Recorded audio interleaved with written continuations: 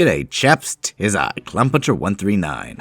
Spider-Man 2018 was one of my most anticipated games after 4 whole years of build-up, and it certainly didn't disappoint.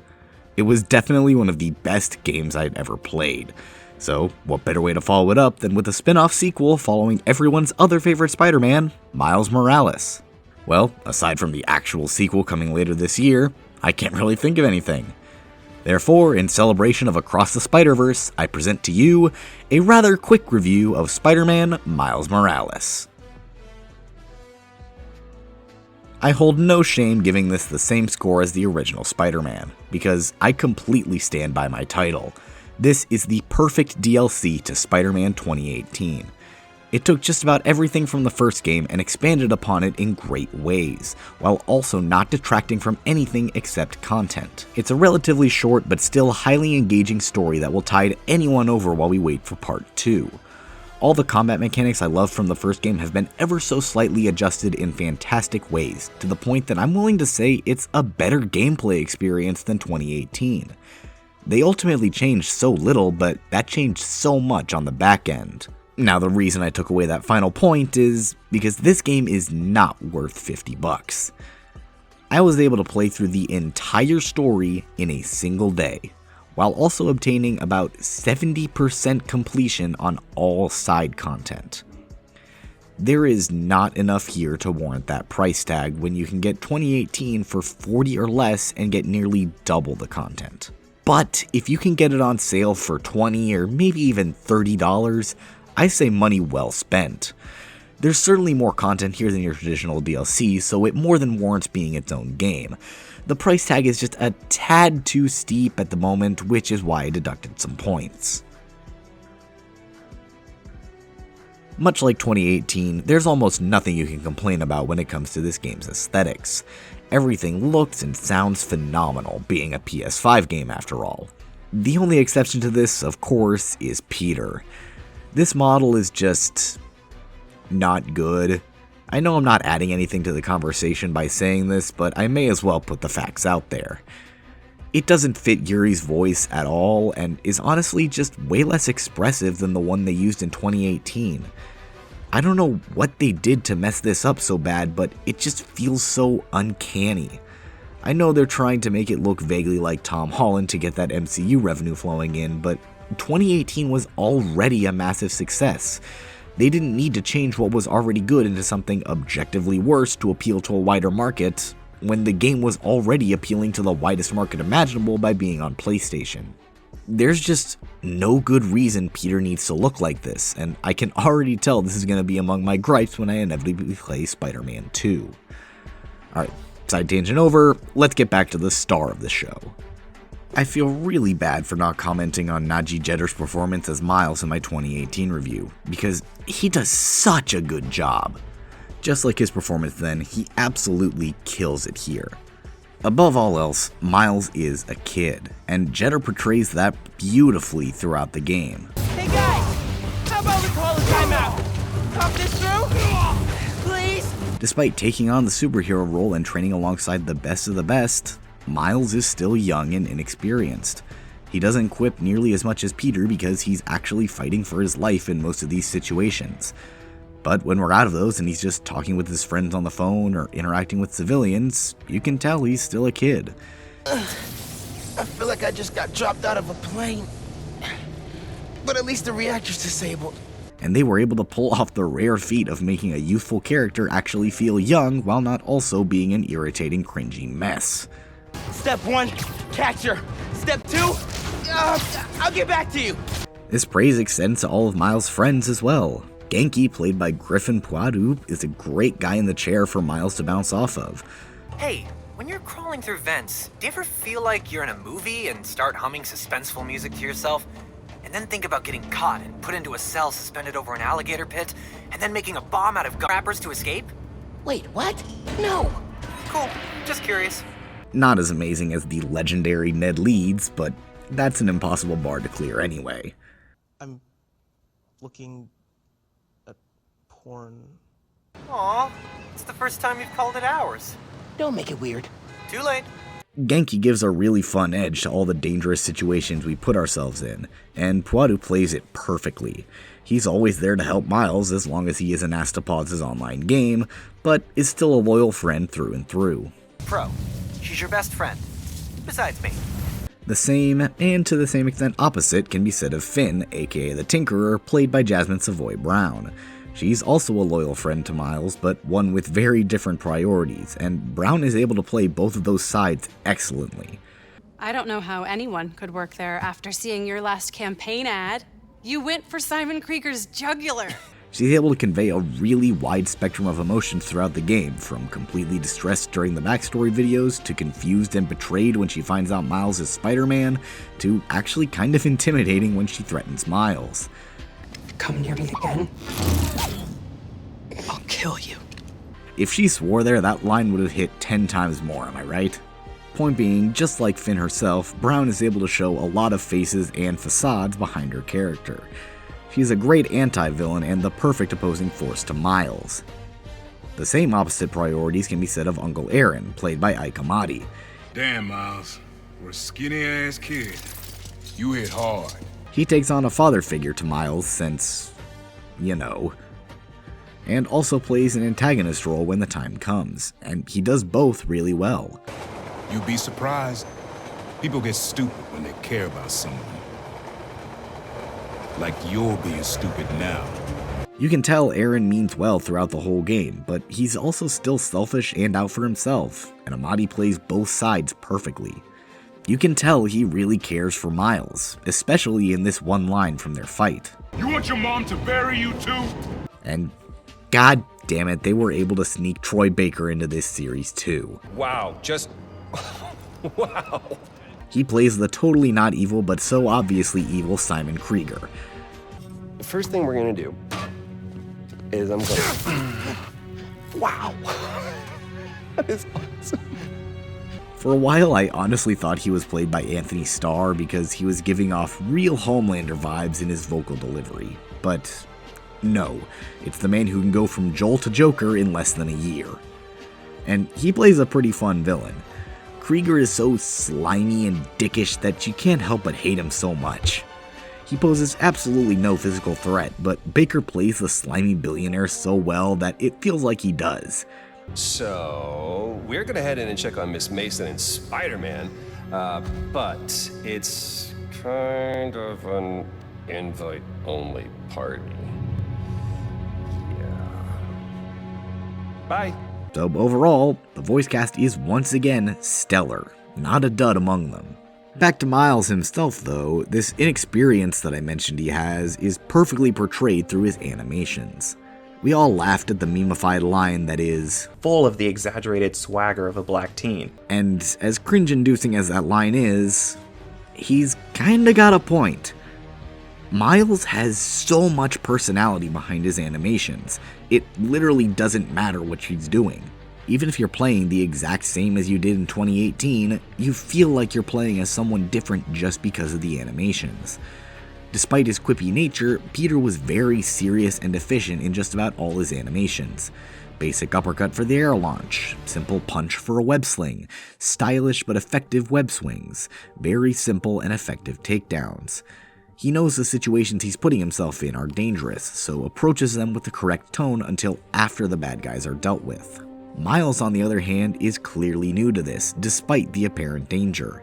He does a double-legged handspring for his air launch, a DK forward air hammer swing for his web sling, a backwards headfirst dive followed by barely hanging onto his webs while swinging, and a hilarious takedown where he taps the enemy on the shoulder before casually stunning them with his electricity. He's clearly a different person from Peter despite their nearly identical movesets. He's sloppy at times, barely keeping his balance while pulling armed goons up for a takedown, or flailing his limbs while jumping out of a web swing. He's stylish as he does breakdance moves while falling in the air and implements a lot more acrobatics into his fighting. He's a very different person from the incredibly experienced Peter Parker we just played as, and it's all thanks to these animations. Again, that line is incredibly cringeworthy, but it also clearly has a point to it. These animations are absolutely fantastic. And of course, I've finally got to commend the music, because once again, it's all great, but falls into the same trap as 2018. I obviously loved all the tracks, but I also didn't find myself remembering any of them after playing. Because they're all really good, but they just aren't memorable. And unfortunately, this game falls into the trap of not really having a theme for Miles. We all know Peter's theme from 2018, because it's friggin' amazing.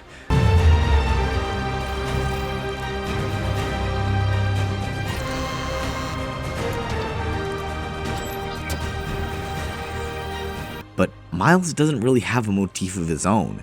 He more has a musical style that permeates throughout the whole OST rather than a theme of his own, which is kind of a shame when the message of this game is be yourself. It works for most of the music since it shows Miles is coming into being Spider-Man and putting his own spin on it, but it definitely hurts that he doesn't have his own theme at the end to show that he's truly his own Spider-Man.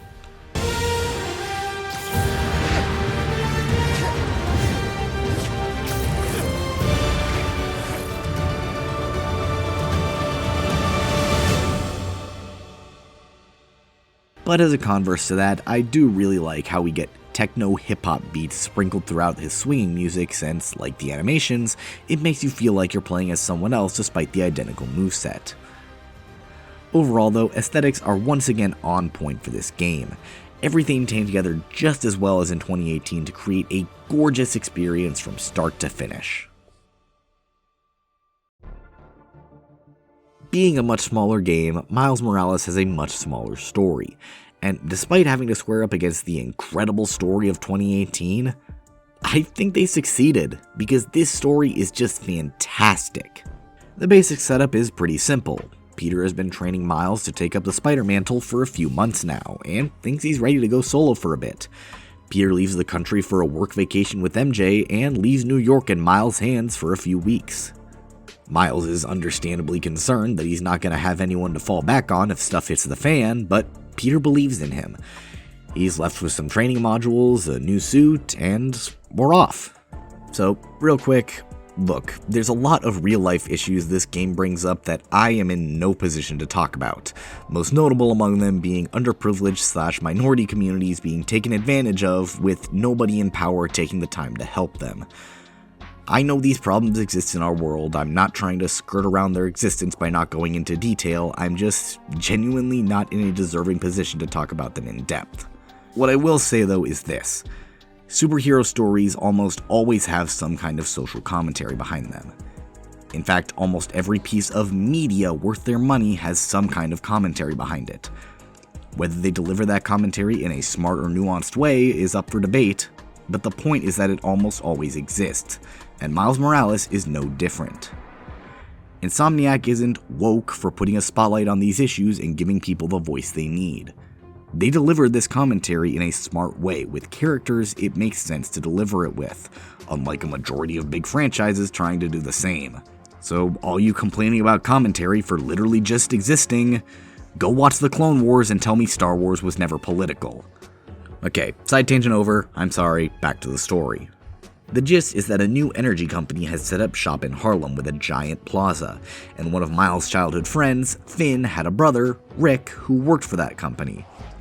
Emphasis on had, because Rick was killed while trying to shut one of these reactors down because he knew that their energy source was too dangerous to put to market. So now Finn made it her mission to destroy this plaza and shut the company down forever to avenge her brother.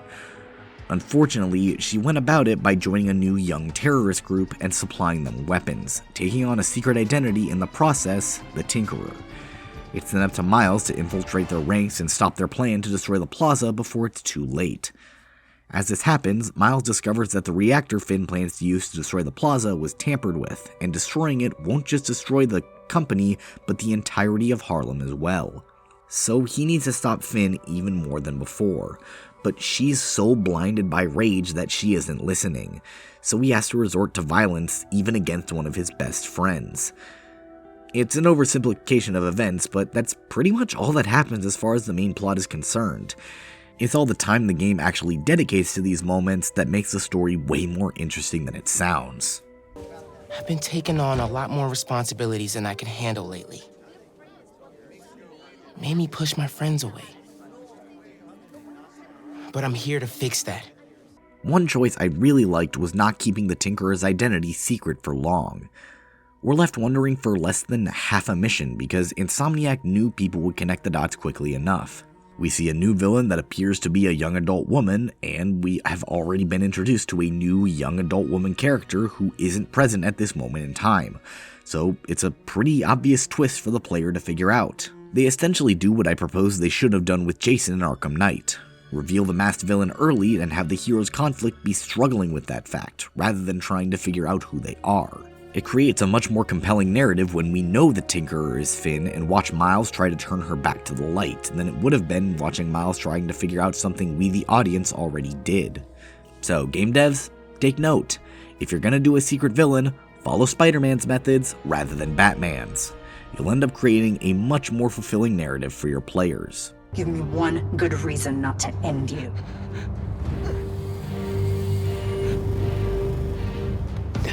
My mom would be very upset. Miles? This same logic is also applied to the Prowler.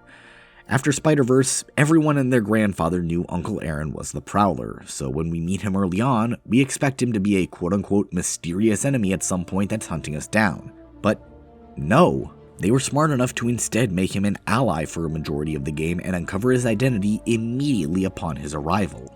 They technically build up his existence with case files left behind by Miles' dad, but we all knew it was coming. And rather than give Miles a more in-depth character arc than he already had with Phin, it's used to give him a powerful ally and someone he can share this world with other than Peter and Genki. Of course, he's far more layered than he initially lets on. True, he's Miles' ally through most of the game, and he's had a change of heart in recent years, but he's still out for himself first and foremost. And although Aaron does his best to protect Miles, he didn't hesitate to sell out his friend for some quick cash.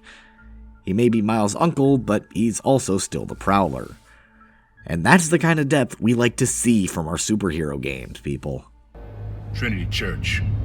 Remember, Tinker is yours, but leave the boy alone. And speaking of Aaron selling Miles out, when that actually happens, we get a fun connection to 2018. It's a really small aspect, but I love that they were able to create a genuine rivalry between Miles and Rhino, tying back to when they first meet during his stealth section in 2018. Rhino is the first real villain Miles has to fight, in a pretty fun tutorial battle that results in the giant Rushing holding quite a grudge against the kid. Rhino gets beaten by a tiny imitation Spider-Man, so he gets rightfully pissed when they meet again. Rhino's the one that captures him and Phin for Krieger and puts up a much more dangerous fight for Miles towards the end of the game.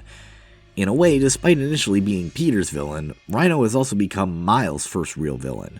It's a fun callback and shows how Miles is becoming Spider-Man in this game. Which, ironically, leads us to the conclusion of this section. Miles! Goose? No! No! I hate taste of blood! The finale of this game really cements the fact that Miles is Spider-Man. He's obviously not on the same level as Peter, but everything he goes through cements the fact that he is worthy of wearing the web shooters. Aaron tries locking him up in a cell to keep him out of danger because he knows Miles is ready to lay down his life as Spider-Man. But Miles took an oath at the beginning of the game and he knows what he has to do. He breaks out of the cell and fights his uncle. He doesn't care how much danger there is, he is going to fight for the people he cares about. You don't realize I'm the only one trying to save you. And I'm trying to save everyone else. We see how well he and Phin worked together and come to understand just how heartbreaking the betrayal is to each of them. But both keep fighting each other because they're both fighting for something greater.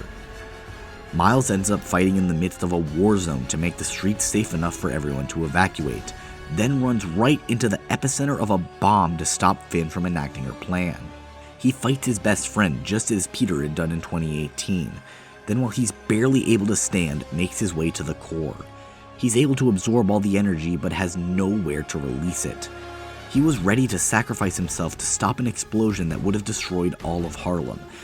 Even with no energy left, he still tries to crawl away so the blast doesn't hurt anyone. But he's just not strong enough. So Phin, realizing how wrong she was, uses her inventions to carry Miles high into the sky to safely release all the energy, but sacrifices herself in the process.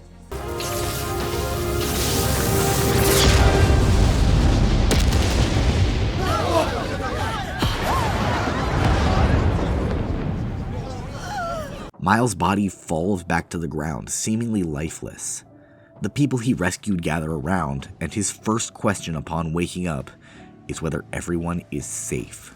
That is the true mark of Spider-Man right there. Doesn't ask for help, doesn't ask about just his family and friends, but asks about everyone. This is the moment where Miles truly became Spider-Man. Or more accurately, where Miles became Harlem's Spider-Man. Because this story is really about two things at once. Miles becoming Spider-Man, and an underprivileged community gaining someone to fight for them. The game's opening cinematic shows a new community for Miles, one he's not yet familiar with, one that still only recognizes Peter as Spider-Man. But by the end, he comes to know many of the community members personally, with and without the mask. He's done so much for Harlem out of the goodness of his heart. He saved their community from a catastrophic event and from everyday problems because it was his responsibility. The man painting the Spider-Man mural at the start of the game says this about Peter. The kid? Yeah, maybe. Original's just my guy, you know? But that very same man says this about Miles at the end. Who is he? That guy? He's our Spider-Man. In just a few days, Miles has gone from just another guy trying to be Spider-Man to his own Spider-Man. But even after nearly sacrificing himself and becoming a true hero, Miles still asks this to Peter. Pete, does this job ever get easier? And the truth is that it doesn't. The mark of being Spider-Man is continuing even against these insurmountable odds, and being willing to sacrifice everything for the greater good. Miles proved he was willing to do it, and thus proved he was truly worthy of being called Spider-Man. He may not be the Spider-Man, but he shouldn't be. Miles deserves to be himself under the mask. He designed his own suit to stand out from Peter. He fights his own battles without Peter's backup. He sacrifices a lot to protect New York. He is his own Spider-Man. But he is still Spider-Man. And anyone who says differently can take it up with the complaints department. Miles Morales has one of the most uplifting and hopeful endings to a superhero game in recent memory, especially after the absolute downer that was 2018's ending. True, being Spider-Man isn't going to get any easier for either Miles or Peter, but now New York has two great Spider-Men at the top of their game to defend it. It's gonna take a real catastrophe to take both of them down. Yes, we will. Oh yeah. As I said in the summary section, just about everything that could be improved from the first game was improved. Well, except web swinging. This is pretty much the only part of gameplay they didn't touch, and I'm perfectly fine with that. They absolutely perfected web swinging in 2018, so if they changed anything, it would be a huge disservice to the incredible achievement they made with that game's traversal. So with all the advances they made for the rest of the game, I'm glad one thing was left untouched. But the rest of the game is a whole different ballpark. They somehow made the absolutely incredible combat of 2018 even better with Miles Morales. And it all comes down to Miles' gimmick compared to Peter. Venom. Yes. Didn't I just make that joke like 3 seconds ago? Yes. No, I'm talking about Miles' bioelectricity, which he is lovingly named Venom. Venom changes combat so much in this game, and it's all for the better. Remember my complaint with the gadget system in 2018, how bringing up the wheel would slow everything down and they would have done better with a quickfire system? Well, Miles still has the gadget wheel, but they were able to cut it in half because of Venom. Compared to the 8 gadgets of Peter, Miles only has 4, but makes up for it with his 5 Venom attacks. Venom Punch, a super powerful punch with a shockwave effect. Venom Jump, a large leap that propels nearby enemies into the air as well. Venom Smash, a ground pound that creates a small shockwave that knocks enemies off their guard. Venom Dash, a long-range leaping attack where Miles grapples onto an enemy before throwing them away like a bomb. and Venom Blast, a giant explosion that can only be used when all your meters are filled, but is essentially a nuke that knocks out everyone in your general vicinity and gives you a full heal. These moves create so much fun and chaos throughout combat, and they're all tied to quickfire moves. L1 plus whatever button is tied to the move lets you unleash these powerful attacks in an instant, no need for the weapon wheel. Combine the multitude of attacks with all the ways you can charge up the meters, and you'll be unleashing powerful bioelectric attacks every few seconds, knocking everyone around like nobody's business. For all the crazy combos you could pull off in 2018, you can probably do 10 times as many with all the variety you can pull off with Venom attacks. It's such a simple inclusion that changes so much about combat. I honestly cannot express how much I love the Venom system, because it's everything I wanted from gadgets in 2018 wrapped into a whole new system that is so incredibly fun to use. Leaping between multiple enemies with the Venom Dash and throwing them into walls, only to turn around and knock the big guy on his ass with a single Venom punch is so satisfying. And that's what this system is above all else. Satisfying. Being able to unleash so many powerful attacks while keeping the whole thing balanced was a monumental feat, but they pulled it off so well here. Not only does it change the way you interact with the enemies we knew from 2018, but it also introduced a whole slew of new enemies for us to web up. The Underground is a bunch of tech nerds with super powerful weapons that can only be countered with Venom attacks. It's an interesting twist on the enemies we knew from 2018, where they're far more powerful for normal Spider-Man, but also fall much easier because of Venom. That said, their weapons are kind of ridiculous. They've got your standard guns, of course, but instead of melee weapons, they have giant fisticuffs that block all your non-Venom attacks and are devastating if they hit you. Now they've got long swords that can extend into whips that prevent you from engaging in any kind of aerial combat, forcing you to use a Venom Dash to get them out of your hair. They've also got their own unique brutes with giant mallets and shields, which are really difficult to deal with because, big hammer. And then there's everything in between, making them a serious threat if you don't have any Venom.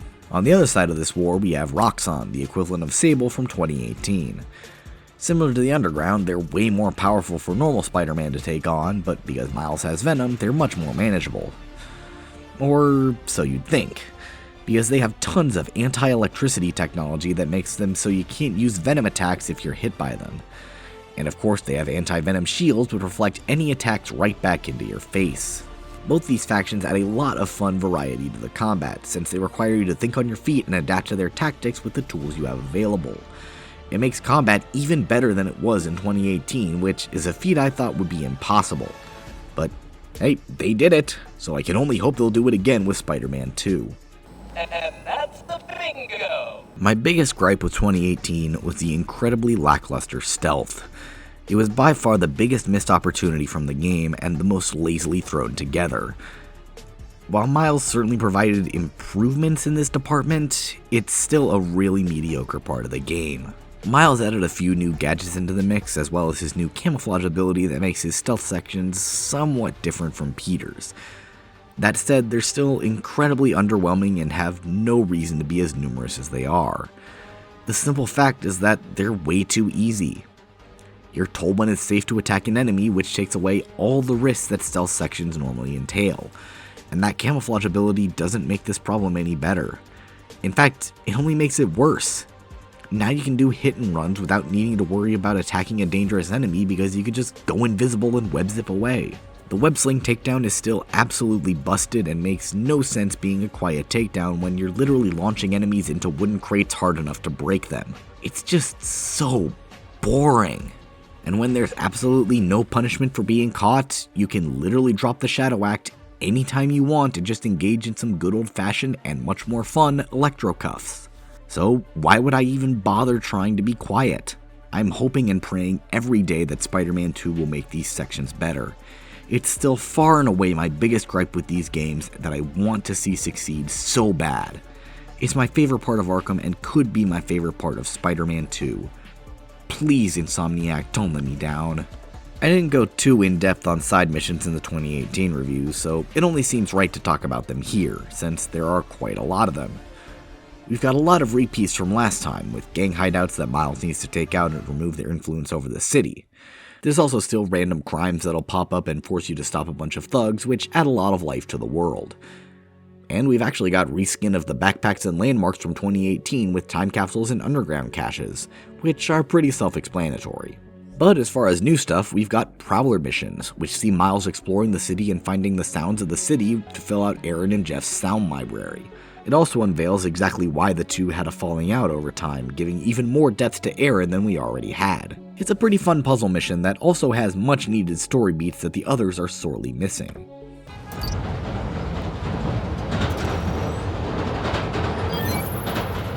Yeah, that's it. One of the more interesting side quests that doesn't quite have their own category are the Harlem citizens on the Friendly Neighborhood Spider-Man app. The people of Harlem are in a really bad state when Miles takes over, because someone is trying to shut down their businesses and force them out. But because you're Harlem Spider-Man, you help them out, giving us a lot of classic missions from 2018, namely a lot of thug beatings and just a bit of problem solving. They're all decently long compared to other side quests, and it just feels good to be a helpful guide to all the people in need. I was especially happy to see Howard brought back for a quick pigeon chase, which was a pretty fun premise behind it, which I won't spoil. Play it for yourself if you can, because it's actually a really funny mission.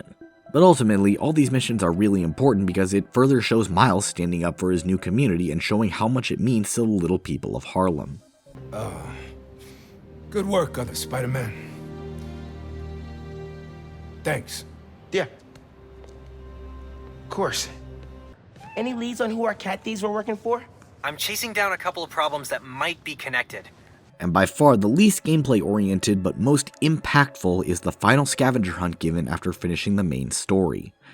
It was set up by Miles' dad last year before he died, and damn it if I didn't cry a little more with each postcard. Miles gets to hear his dad's voice one final time as he tells childhood stories of some of the most important locations throughout the two's lives, showing how Miles grew up, how his dad saw him, and strangely, how important Finn was in that life. And it all concludes with a sentimental look back at the basketball court the family used to play at. You're a liar if you didn't shed a tear during this cutscene or the final call with Miles' mom. It's a very real moment that we absolutely needed to see after knowing what Miles went through last game. Happy birthday, big man. You are my reason for being brave.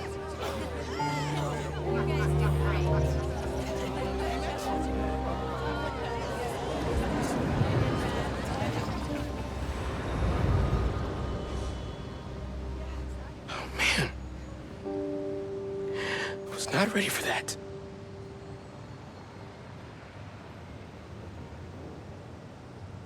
All these side quests, especially the Harlem ones, help flesh out the game a lot more than the base story was able to. It added a lot of new content while also recycling on some old stuff in pretty clever ways to flesh out the world a lot more. Again, you'll probably go through most of it by accident during your first playthrough, but it's all pretty fun, so I can't see that as a problem. Bosses in 2018 were a mostly mixed bag. There were a lot of mediocres up front, but the back end was filled with simply amazing fights.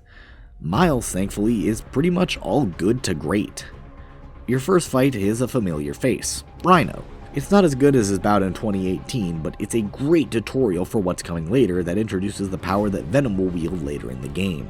If it's powerful enough to take on Rhino, it's gotta be pretty damn strong.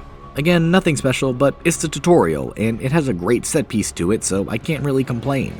Following him is, ironically, Rhino again, way later in the game. And yeah, since the game is so short, there aren't really many bosses, and they're all kinda backloaded again. But that does mean there's nothing middling in the early game at least. And my god, Red Rhino is an awesome fight. It was able to take exactly what you learned from the beginning of the game and subvert your expectations. Now, the one thing you could use to defeat Rhino is useless, as his new armor makes him completely immune to Venom. So you have to dodge his attacks until he charges at you, which allows you to take control and run him into a freaking tank, causing his armor to malfunction, allowing you to start breaking it off. And Rhino has a lot more attacks than his previous bout against Peter. He has energy attacks taken from Roxxon that allow him to disable Miles' Venom for a short time. It makes the fight much harder than it has any right to be. I'd say it's about equal with its fight alongside Scorpion in 2018. They were able to somehow make another unique interaction with Rhino of all villains. Tip of the cap to you, Insomniac, you absolute geniuses. Ready for some zappy pops, big guy?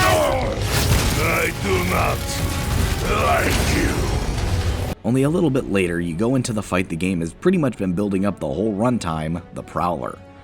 And they were able to do it again, making an incredibly fun fight. He uses all kinds of weird gadgets to throw Miles off, forcing you to make good use of your venom attacks to actually be able to hit him. He can go invisible, blast you with a large laser beam, and even create clones to throw you off. And combining all of them together creates a really fun fight. And a surprisingly emotional one at that, since we don't want to see these two fight. But no, it needs to be done for Miles to do his job. Throw yourself at enemies you can't beat. Know who else did that? Don't say his name!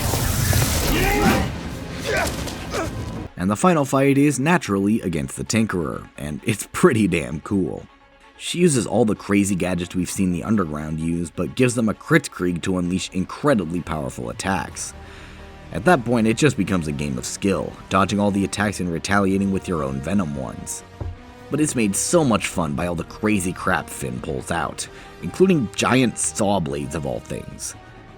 It's all wrapped up with a really emotional fight between former friends trying to convince the other to quit. Don't make me kill you! You can't win! Why do you keep fighting? Because I'm Spider-Man.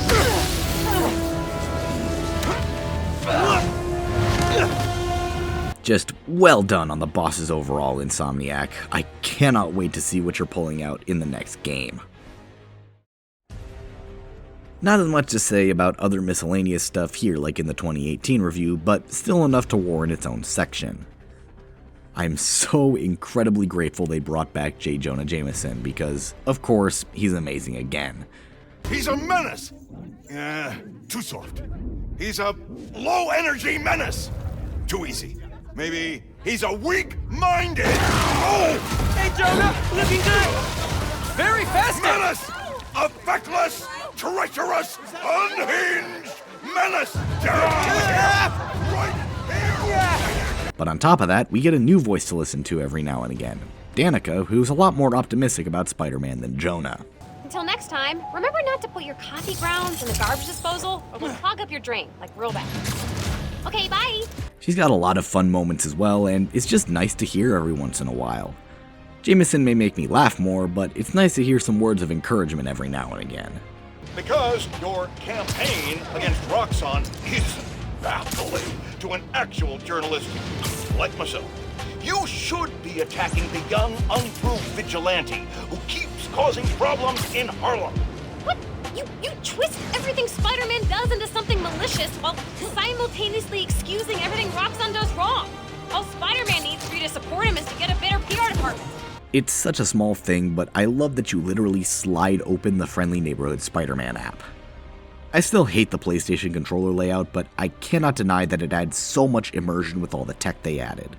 Literally sliding across the touchpad to open the app, the haptic feedback on the triggers simulating the feeling of web shooters, it's amazing. This is actually a Christmas game. So now it must contend with Arkham Origins for my favorite such game. I think Origins still slightly has the edge because Miles doesn't really use the Christmas setting for anything more than aesthetic, but it's still a close matchup. But with that, I will still say that the world is still pretty bland, especially now that there's a lot less to do in it. But I'll definitely fault this game less since it had to do its best to flesh out the enormous map 2018 left behind. Fingers crossed they make a more interesting one for 2. And last but certainly least, suits certainly exist in this game. And that's all I have to say. I think I've made my stance on cosmetics abundantly clear, so this is all the time I'm gonna give them. All you about to get mad, enjoy your copium. Spider-Man Miles Morales is exactly the follow-up I was expecting, and then some. It was able to recognize many of the problems the first game faced, fix them, and created a new and engaging story with all new characters in the equivalent of a DLC pack. This game is absolutely fantastic and is a must-play for anyone who enjoyed 2018. Again, the price tag is a little steep, but if you can catch this game on sale, it will be well worth your money. It's all more of what you loved from the first game, and when all you want is more, you know they did something right. With that in mind, do all the YouTube stuff because I need to tide myself over until Spider-Man 2. Thanks for watching, and I'll see you later, chaps. What the hell? Where'd he go? Oh my God. Did he go over? Did they push him? What happened to him? Help him.